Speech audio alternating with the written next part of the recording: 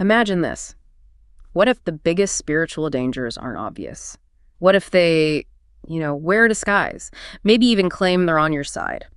Today, we're doing a really vital deep dive into the Bible's warnings, and they are consistent, urgent warnings about false prophets, false worship, all that hidden spiritual deception, right from the Old Testament all the way through the New. Right. Our mission really is to unpack what these deceptions look like. What are their characteristics? Why are they presented as so dangerous? And maybe most importantly, how do the texts themselves say we can actually tell truth from error?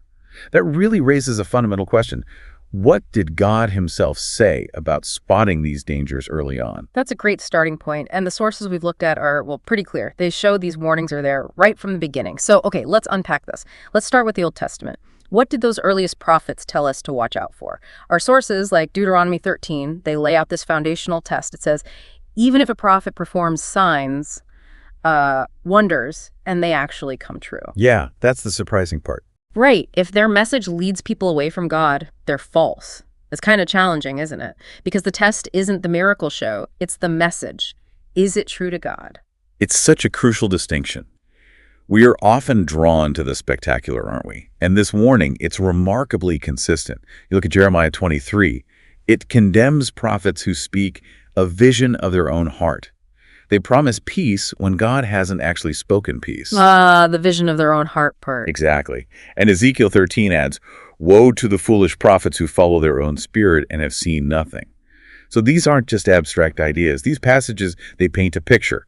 False prophets might not even be, consciously malicious sometimes, but they're speaking from their own imagination, their own desires, not God's revelation. And that promise of peace when there isn't peace. That's the danger. It's a false comfort. Makes people complacent when they should be spiritually alert.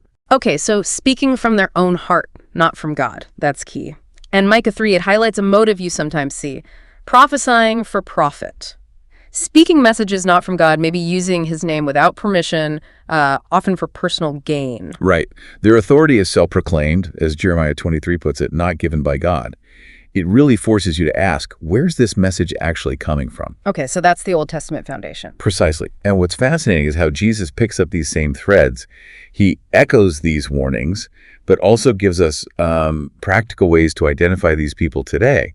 His famous warning, Matthew 7, beware of false prophets who come to you in sheep's clothing, but inwardly are ravenous wolves. Sheep's clothing. That's such a powerful image. It is. It describes someone deliberately hiding their true destructive nature behind this harmless facade, right? Yeah. Trying to infiltrate and exploit. And then he says, you'll know them by their fruits. Fruits. So not just what they say, but their character, their actions, the actual impact of their teachings on people's lives. What's the result? Yeah, that makes sense. It makes you wonder how often that sheep's clothing is just so convincing. Jesus also warned, didn't he, in Matthew 24, many will come in my name and will deceive many. Claiming his authority. Exactly. Claiming divine authority, but the goal is deception. And the New Testament writers, they keep hammering this point. Peter, in 2 Peter 2, says false teachers will secretly bring in destructive heresies and exploit people with false words. Secretly. That's insidious. It is. And then 1 John 4 urges us, commands us really, test the spirits, for many false prophets have gone out into the world. It underlines this constant need for, discernment. And here's where it gets really interesting, maybe even a bit uncomfortable. Paul warns this threat isn't just external. Remember his warning to the Ephesian elders in Acts 20. He says, after my departure, savage wolves will come in among you, not sparing the flock. Okay, maybe expect that. But then he adds, also from among yourselves men will rise up, speaking perverse things, to draw away the disciples after themselves. Wow. From within the group. That's sobering. It really is. Deception wasn't just going to be an outside attack. It could be this subtle, insidious thing emerging right from inside the community, even from leadership. That really hits home the idea that dangers could come from familiar places, maybe even trusted voices. It definitely raises a question for you listening. How vigilant are you really at spotting those subtle distortions, even when they come from close by? So we've talked about false prophets, these individuals who deceive. But deception can also creep into our worship itself, right? What does it mean to worship falsely, even if you think you're honoring God? Yeah, that's a crucial area. The Old Testament gives us some pretty stark examples. Think about the golden calf in Exodus 32. Right. They made an idol. But they called it Yahweh. They genuinely seem to believe they were honoring God in doing that. It's a powerful warning about how easy it is to get worship wrong, even with good intentions. So easy to substitute our own ideas for God's instructions. Absolutely. And this pattern continues. God consistently rejects ritual without righteousness. Isaiah 29, which Jesus quotes later, says, "These people draw near with their mouth and honor me with their lips, but their heart is far from me." Just going through the motions. Exactly. Or look at Amos 5. God says he hates their feasts and offerings when justice and righteousness are missing. It's this problem of syncretism, sometimes mixing true worship with other stuff. Maybe cultural things that contradict God's way, or just empty outward acts that lack any real devotion. So it's not just who or what we worship, but the state of our heart, our sincerity. And Jesus really confronted this directly, didn't he? He didn't just critique people, but the way they worship. Precisely. Matthew 15 has him saying, "In vain do they worship me, teaching as doctrines the commandments of men." That nails it, prioritizing human traditions, human rules over God's actual commands. Putting our spin on it, basically. Yeah. And then Jesus clarifies in John 4, true worshipers must worship in spirit and truth. It has to be genuine, from the heart, and aligned with reality, with God's revealed truth. Paul also warns against self-made religion in Colossians 2, things that look pious, maybe even wise. Like extra rules or practices. Right, practices people invent, thinking they're being extra spiritual, but Paul says they lack real value because they aren't based on God's authority and don't truly honor him. Yeah. It really pushes us to examine why we do what we do in worship. So stepping back, the message seems to be, it's not just about the act of worship, but the how and the why. It's about where your heart's allegiance truly lies, not just, showing up. Okay, let's shift gears a bit to another biblical idea that I think gets misunderstood a lot, taking the Lord's name in vain. We often just think, oh, that means swearing, using God's name as a curse word. Yeah, that's the common understanding. But the sources, they show it's much, much deeper than that. Exodus 20 says, "You shall not take the name of the Lord your God in vain." And that phrase, in vain, lishav, in Hebrew, it means empty, hollow, meaningless, for nothing. So yes, it can include casual, profane use of the name, but it goes way beyond that. It covers things like perjury, making a false oath in God's name. It covers empty rituals where you invoke his name, but there's no real heart behind it. Okay. So using it without substance. Exactly. Okay. And perhaps most significantly, it points to hypocrisy.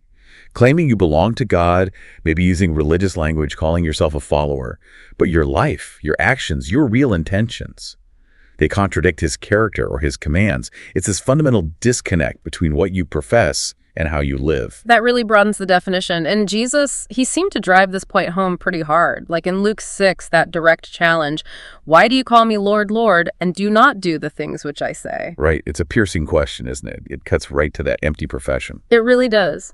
And then you have that, frankly, terrifying warning in Matthew 7. "Not everyone who says to me, 'Lord, Lord,' will enter the kingdom, but he who does the will of my Father."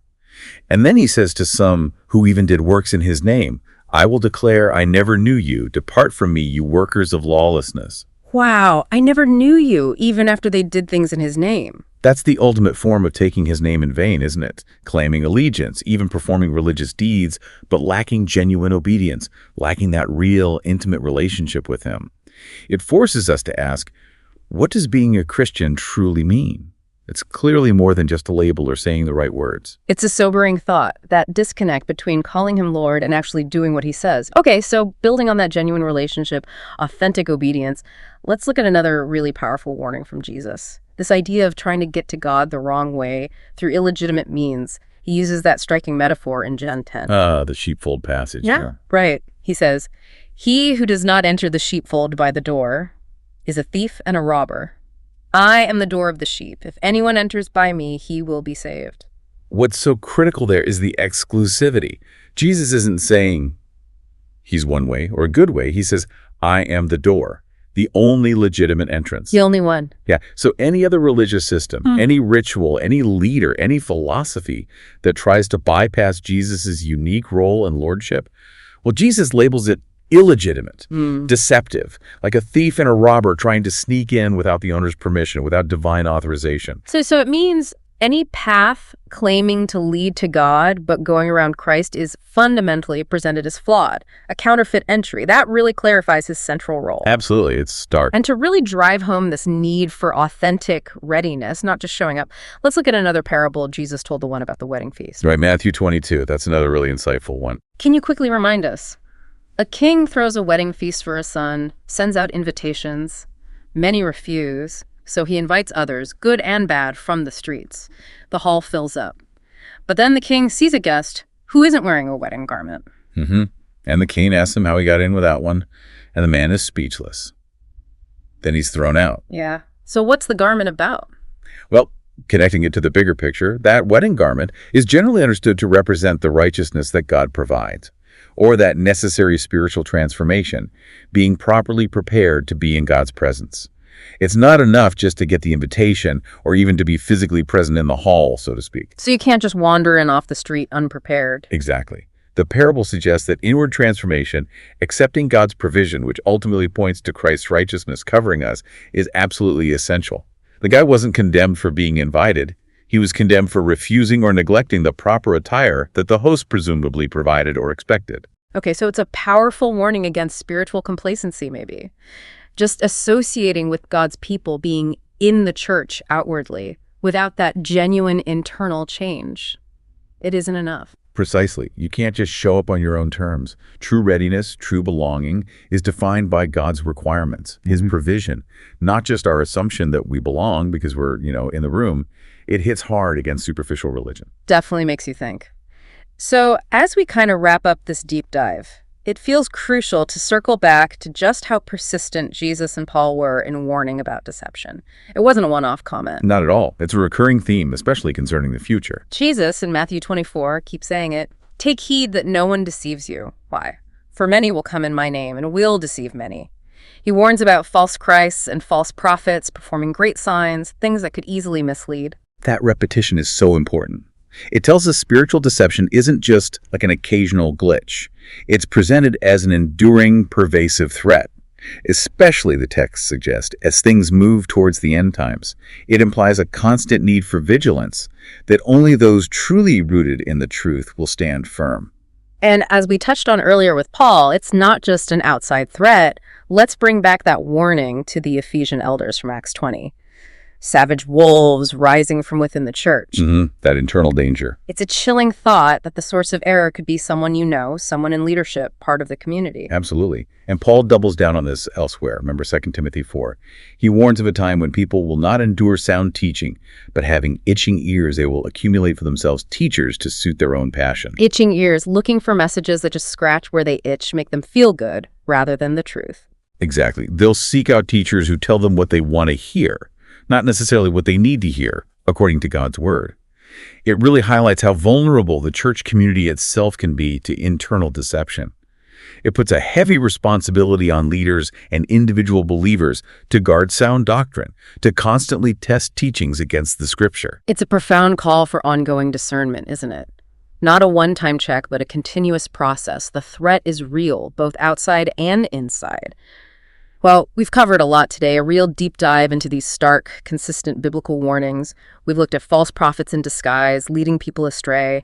We've talked about worship that might look right, but is hollow, lacking sincere obedience. And that crucial understanding of taking God's name in vain, not just swearing, but that hypocrisy of professing him without obeying him. Right, and then he uses us as the only legitimate door to God, and that absolute necessity of inward transformation, that wedding garment, not just outward association. Yet, if you connect all these threads, the big picture message is clear. Vigilance and discernment are absolutely critical. True allegiance to God, as these texts lay it out, means knowing him truly, obeying his word sincerely, and actively telling truth from error. It's definitely a challenge, but also, I think, empowers us towards spiritual clarity. Which leaves us and you with a final thought to really mull over. In a world just saturated with appealing messages, so many seemingly spiritual paths, how do you personally actively make sure you're building your life and understanding on that solid, unchanging foundation of truth and not, on shifting sand? Something to think about. We hope this deep dive has given you some valuable insights, maybe a clearer map